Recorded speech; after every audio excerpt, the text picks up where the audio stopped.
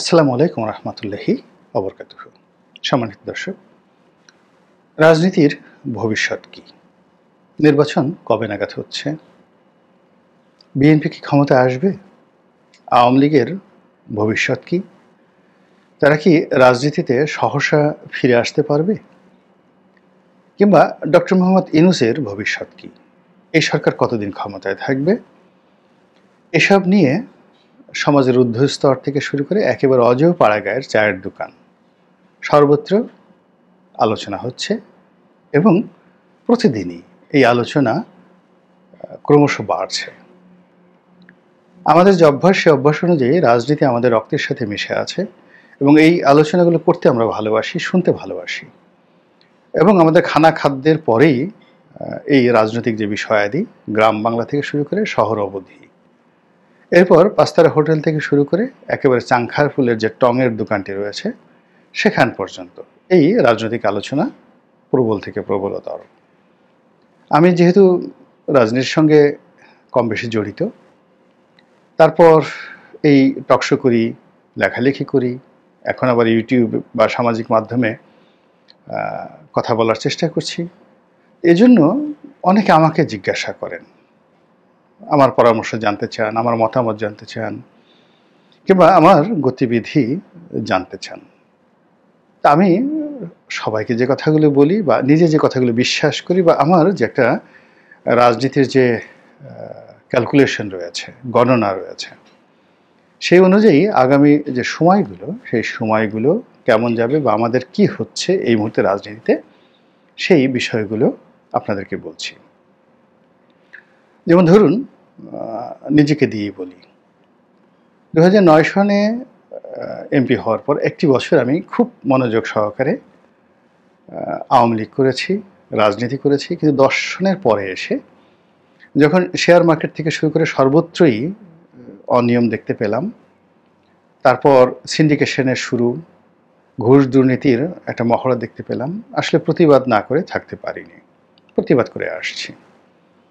কিন্তু প্রতিবাদ করার মধ্যেও আমার একটা স্বপ্ন ছিল, ভালোবাসা ছিল, বিশ্বাস ছিল শেখ হাসিনার প্রতি, আওয়ামী লীগের নীতি এবং আদর্শের প্রতি। কিন্তু যখন আমি জেলে গেলাম, কার্যকর অর্থে সালমান এফ রহমান সাহেবের সঙ্গে আমার মতদ্বৈততা, এখানে আমার কোনো স্বার্থ ছিল না। মূলত আওয়ামী লীগকে সেভ করার জন্য, শেখ হাসিনাকে সেভ করার জন্য, দল ভালোভাবে চলুক, ক্ষমতায় থাকুক, এই জন্য আসলে সেই নিয়োগ বদলি, তারপরে দুর্নীতি, অনিয়ম, শেয়ার মার্কেট নিয়ে আমি কথা বলতাম। আমার তো এখানে এই সংক্রান্ত কোনো ব্যবসা বাণিজ্যই নেই, কারোর সাথে আমার কোনো যাকে বলে শত্রুতা নেই। বরং আমি এমপি হওয়ার আগে আমার যে অবস্থা ছিল, অর্থনৈতিক অবস্থা, সেটা এখন তার মানে 10 ভাগের 1 ভাগও নেই। আমি বলতে গেলে আমার ব্যবসা বাণিজ্য দেউলিয়া হয়ে গেছে, অনেক সম্পদ আমি হারিয়ে ফেলেছি, অনেক সম্পদ বিক্রি করে ফেলেছি। তো এটা এমপিকালীন অবস্থায়, বরং এমপিকে চলে যাওয়ার পর একটা স্ট্যাবল অবস্থায় আছি। মানে 5 বছরে আমার সর্বনাশ হয়ে গেছে। আর আওয়ামী লীগ জামানাতে আওয়ামী লীগ যে ক্ষতিগুলো করেছে, ক্ষতির মধ্যে আমার একটা বাড়ি ভেঙে ফেলেছে, হয়তো 4-5 কোটি টাকা সেই বাড়িটির দাম। আমার একটা গাড়ি ভেঙেছে, এই এতটুকু ক্ষতি করতে পেরেছে, কিন্তু বাকি আমার কোনো ক্ষতি করতে পারেনি। এর কারণটা হলো আমার একটা বিশ্বাস ছিল, একটা আস্থা ছিল যে আমি সঠিক পথে আছি এবং আওয়ামী লীগের পতন হবেই। এবং দ্বিতীয় আশা ছিল যে পতনের পরে একটা ভালো কিছু হবে। ফলে আমি যে লড়াইগুলো করে আসছিলাম, সেই লড়াইগুলোর একটা ধারাবাহিকতা ছিল। শেখ হাসিনার পক্ষ থেকে, মন্ত্রীদের পক্ষ থেকে, বন্ধুবান্ধবের পক্ষ থেকে বহুবার নিষেধ করা হয়েছে। তারপরে অনেক অনুরোধ, আমাকে ওইভাবে হুমকি কেউ দেয়নি, কিন্তু অনুরোধ করেছে বিভিন্ন সময়টিতে। আমি কিন্তু আমার কাজগুলো করে গেছি। আমার একটা বিশ্বাস ছিল যে যে কাজগুলো হচ্ছে এগুলো ভালো কাজ নয়, এবং আগামীতে যে কাজগুলো হবে সেগুলো ভালো হবে। এই বিশ্বাস থেকে কিন্তু আমি ধারাবাহিকভাবে সেই আগস্ট মাসের 5 তারিখ পর্যন্ত আমি লড়াই সংগ্রাম করে গেছি। বিএনপির সঙ্গে আমার যে সম্পৃক্ততা, এটা শুধুমাত্র একটা নির্বাচন করেছি, এর বাইরে রাজনৈতিক, তারপরে পদ পদবি, ভবিষ্যতে নমিনেশন, এটা নিয়ে আমার মাথায় কখনোই এই চিন্তা ছিল না। ফলে বিএনপিও আমাকে কখনো ওন করতে পারেনি, আমিও বিএনপিকে কখনো ওন করতে পারিনি। আমি আমার মতো যেটা ন্যায্য কথা বলেছি, অটোমেটিক্যালি যেটা বিএনপির পক্ষে চলে এসেছে। আওয়ামী লীগের সমালোচনা না করলে বিএনপির পক্ষে চলে আসবে। কিন্তু ঠিক বিএনপির অন্য সবাই নেতৃবৃন্দ যেভাবে এই দলটিকে অবলম্বন করে বেঁচে থাকেন এবং এই দলের বাইরে তারা কোনো চিন্তা করেন না, ও চিন্তা আমার কখনই হয়নি, এখন পর্যন্ত হয়নি। ফলে কি হলো, আমার কথাবার্তার কোনো পরিবর্তন হয়নি। অর্থাৎ 18 সন পর্যন্ত আমি যে ভাষায় কথা বলেছি, আবার 2018-তে বিএনপিতে যোগদান করার পরেও আমার কথার কোনো পরিবর্তন হয়নি। আওয়ামী লীগে থাকতে আমি শেখ হাসিনার এমপি হিসেবে বেগম খালেদা জিয়াকে নিয়ে নিবন্ধ লিখেছি, তারেক রহমানের প্রশংসা করেছি। আবার আওয়ামী লীগে থেকে সেরে আসার পরও তারেক রহমান সাহেবের দল করার পরেও আমি শেখ হাসিনাকে নিয়ে প্রশংসা করেছি, জয়কে নিয়ে প্রশংসা করেছি, আওয়ামী লীগের পক্ষে কথা বলেছি। ইট ডাজ নট মিন যে আমি সেই কোন একটা দলের বিরুদ্ধে বলছি, পক্ষে বলছি। এটা আমার যে মনোমস্তিষ্ক, যে আমি কোন একটা দলের কাছে বন্ধক রাখিনি, ইজারা দেইনি, এ কারণে এই কথাগুলো বলতে পারি। আর দ্বিতীয়ত হলো, কোনো একটা দল থেকে, ব্যক্তি থেকে আমার কোনো লোভ নেই, কামনা নেই, বাসনা নেই, এ কারণে বলতে পেরেছি। আর থার্ডলি হলো যে আমি একটা সুন্দর ভবিষ্যৎ, সুন্দর বাংলাদেশের স্বপ্ন দেখেছি, এজন্য সুন্দর বাংলাদেশ বিনির্মাণে যে সকল কথাবার্তা বলা দরকার সেগুলো বলেছি। তো এভাবে চলছিল সে 2009 থেকে আজ অবধি। এটা কিন্তু কম কথা নয়।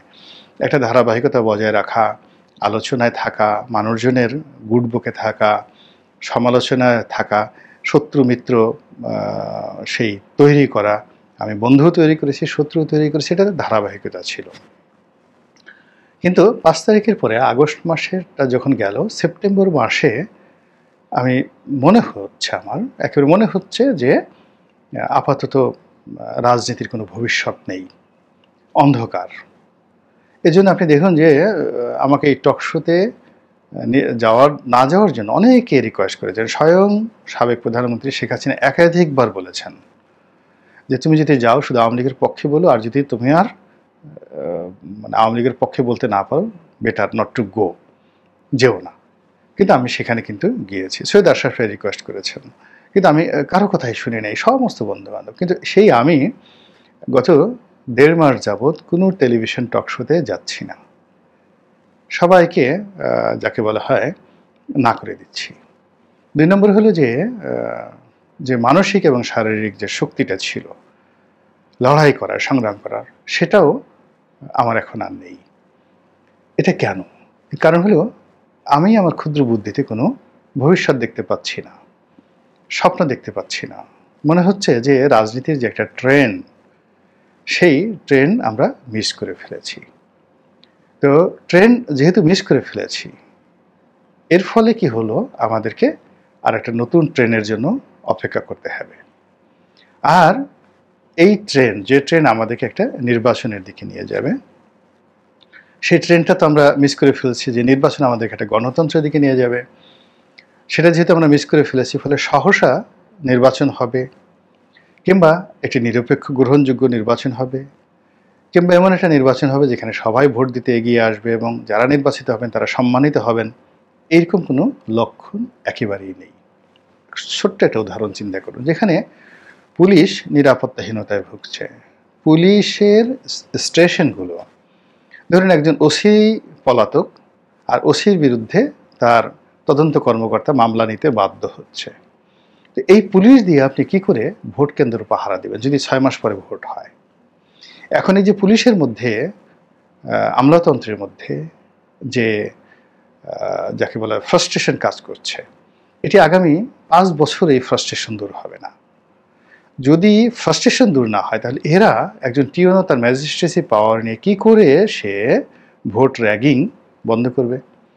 ফলে কি হচ্ছে, আওয়ামী লীগ জমানাতে যে একতরফা নির্বাচন হতো, অর্থাৎ আওয়ামী লীগের প্রার্থীর সামনে বিরোধী কোনো প্রার্থী দাঁড়াতে পারতেন না, ঘর থেকে বেরোতে পারতেন না।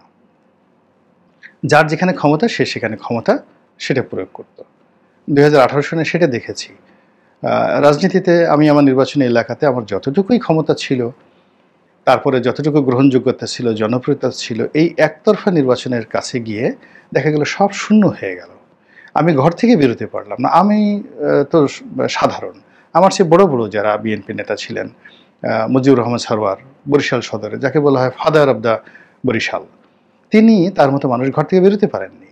মাঝ নদীতে তাকে একা স্পিড বোটে তাকে একা সেই ফেলে দিয়ে পুলিশ তার ড্রাইভারকে গ্রেপ্তার করে নিয়ে আসেন। ভদ্রলোক স্পিড বোট তো চালাতে পারেন না, তো সেখানে হয়তো জেলের আগে তাকে উদ্ধার করেছেন। রাতে 2টার সময় তার ঘরের মধ্যে পুলিশ ঢুকেছে, ডিসি ঢুকেছে, তিনি সহ সবাইকে গ্রেপ্তার করে নিয়ে আসছেন। খাবার মতো চাল ডাল তার ঘরের মধ্যে ছিল না। একইভাবে মেজর হাফিজের মতো মানুষ, যিনি 3বার 6বার না 7বার এমপি হয়েছেন, তার বাবা হয়েছেন 2বার। তো সেই এলাকাতে তিনি ঘর থেকে বেরোতে পারেন, এবং তিনি এতটা নির্মম অবস্থার মধ্যে ছিলেন যে তিনি বলেছেন যে আমি যদি ব্যালকনিতে একটু উকি দিতাম সঙ্গে সঙ্গে গুলি করে দিত।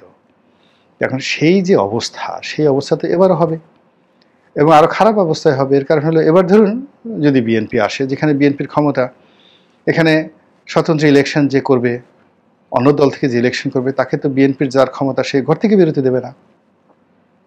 যেখানে জামাতের ক্ষমতা আছে, সেখানে জামাতের লোক ঘর থেকে বেরোতে দেবে না।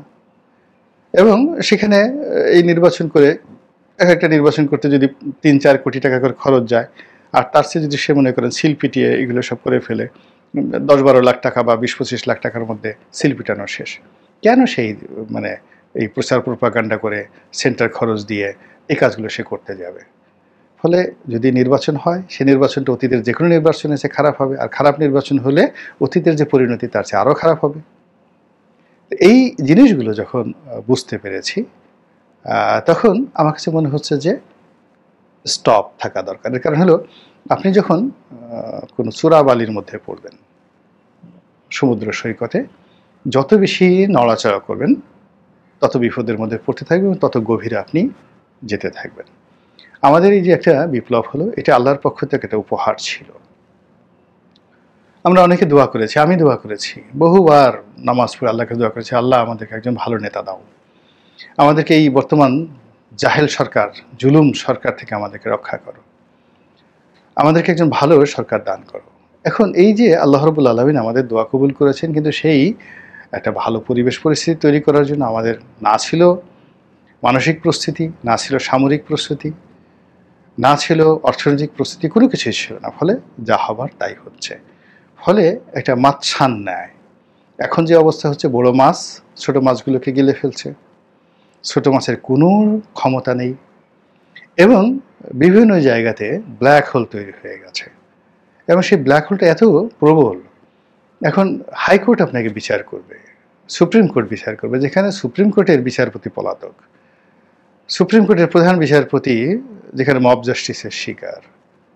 তো এখানে বাংলাদেশে গত 10 বছরে যদি আপনি হিসাব করেন কি বিপর্যয় ঘটলো, কয়েকজন বিচারপতি যাদেরকে খুব নিন্দনীয়ভাবে অপমান করে, সেই খায়রুল হক থেকে শুরু করে শামসুদ্দিন চৌধুরী মানিক, তারপরে এস.কে. সিনহা, আবু ওহাব মিয়া, এরপরে ধরুন এই যে বর্তমান এই যে সদ্য সাবেক প্রধান বিচারপতি, তার সাথে সাথে অ্যাপিলেট ডিভিশনের বিচারপতি, এরা মানে কখনো প্রতিপক্ষের হাতে, কখনো সহকর্মীদের হাতে, কখনো সরকারের হাতে লাঞ্ছিত হয়েছেন, অপমানিত হয়েছেন। ধরুন শামসুদ্দিন চৌধুরী মানিক, তিনি যেভাবে বিচারাঙ্গন থেকে বিদায় নিলেন, তার সহকর্মীরা তাকে যে অপমান করেছে এবং তার সঙ্গে যে ব্যবহার করেছে, পরবর্তীতে তিনি টেলিভিশন টকশোতে এসে আওয়ামী লীগের অনেক দালালি করার চেষ্টা করেছেন, কিন্তু আবার দ্বিতীয় দফাতে এসে তিনি অপমানিত, লাঞ্ছিত হয়েছেন জনগণ দ্বারা। তো এখন যেখানে বিচারকদের নিরাপত্তা নেই, সেখানে আপনি আমি কি? যেখানে পুলিশের আইজি এখন রাজসাক্ষী হচ্ছেন, মানে যাকে এক্সটেনশন দেওয়া হলো কেবলমাত্র তার দালালির জন্য, যে তিনি দালালি করবেন, শেখ হাসিনাকে প্রোটেকশন দেবেন, গুম খুন, মানে আমেরিকা তাকে রিগ্রেট করেছে, তারপর শেখ হাসিনা তাকে কোলে জড়িয়ে নিয়েছে, এখন সেই লোক শেখ হাসিনার বিরুদ্ধে রাজসাক্ষী হচ্ছেন। এরপরে একজন আইজি পলাতক, মানে বেশ কয়েকজন আইজি তো পলাতক, এখন বেনজির থেকে শুরু করে অনেকেই পলাতক, বাকিরা পলানোর রাস্তায় রয়েছে। 2 জন আইজি এখানে গ্রেপ্তার বরণ করেছেন, সেনাবাহিনীর অনেক কর্মকর্তা গ্রেপ্তার হয়েছেন, মানে চাকরিচ্যুত হয়েছেন, অনেকে পালিয়ে আছেন। এরপর বেশ কয়েকজন ঊর্ধ্বতন কর্মকর্তা তারা গ্রেপ্তার হয়েছেন, জিয়াউল হাসান সহ অনেকে গ্রেপ্তার আতঙ্কে আছেন।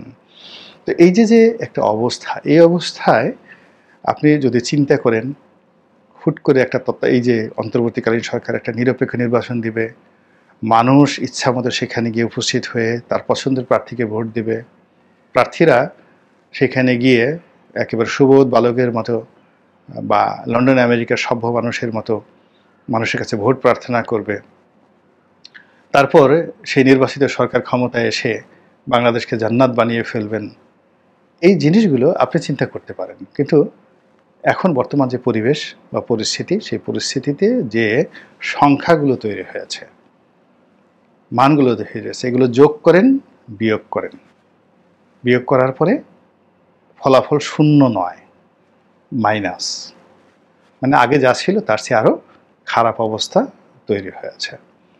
তো কাজেই আরও একটা ট্রেনের জন্য, সুসময়ের জন্য, অপরচুনিটি, সুযোগের জন্য অপেক্ষা করতে হবে। তাড়াহুড়া করলে, নড়াচড়া করলে, অস্থিরতা দেখালে যে যার অবস্থান থেকে আমরা বিপদগ্রস্ত হয়ে পড়ব। জাতীয় জীবনে, ব্যক্তির জীবনে কখনো কখনো সময় আসে, পরিবেশ আসে, আনঅ্যাভয়েডেবল সার্কামস্ট্যান্সেস। এই সময়টিতে যে যত বেশি তাড়াহুড়া করবে তত বেশি বিপদগ্রস্ত হবে। এখন যদি আওয়ামী লীগ খুব দ্রুত ফিরে আসার চেষ্টা করে, আওয়ামী লীগ চিরতরের জন্য হারিয়ে যাবে। বিএনপি যদি খুব তাড়াতাড়ি পাওয়ার চেষ্টা করে, তারাও হারিয়ে যাবে। এই সরকার যদি অনেকদিন থাকার চেষ্টা করে, তারাও হারিয়ে যাবে। তারপর সমন্বয়করা যদি আগের মতো চলতে চায়, মনে করে তাদের জনসমর্থন আগের মতো আছে, তারাও হারিয়ে যাবেন। জামাত যদি মনে করেন যে আমরা আল্লাহর দল, হিজবুল্লাহ, হ্যাঁ, আল্লাহর সৈনিক, আমাদের সব কাজের সঙ্গে ফেরেশতা আছে, হবে না। এই 3 মাসে সেটা তারা টের পেয়েছেন।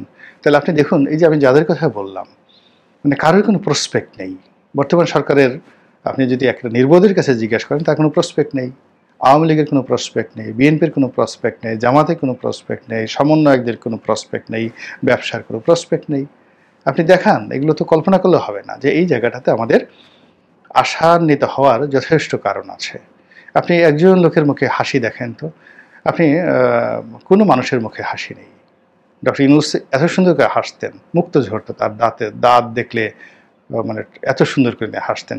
তার একটা হাসির ছবি দেখান তো, চুল এলোমেলো হয়ে গেছে, চোখ ভাঁজ পড়ে গেছে, বার্ধক্যের ছাপ তার চোখে মুখে মানে প্রকট আকার ধারণ করেছে।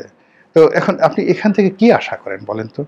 যখন একজন মানুষ ভালো অবস্থানে থাকবেন, তখন দেখবেন যে তার ভিতরে একটা তেলে ঝোলের ভাব এসে যাচ্ছে। এখন এই মুহূর্তে বাংলাদেশের ব্যবসা বাণিজ্য, শিল্প, সাহিত্য, সংস্কৃতি, নাটক, সিনেমা, গান, বাজার, নায়ক, নায়িকা, এমনকি পতিতাবৃত্তি, সেখানেও আপনি কোনো রং ঢং দেখতে পাবেন না। সব জায়গাতেই শুধু দীর্ঘশ্বাস। আল্লাহর কাছে প্রার্থনা, আল্লাহ রাব্বুল আলামিন আমাদেরকে বিপত্তি এবং মুসিবত থেকে হেফাজত করুন, হেদায়েত দান করুন এবং রক্ষা করুন। আসসালামু আলাইকুম ওয়া রাহমাতুল্লাহি ওয়া বারাকাতুহু।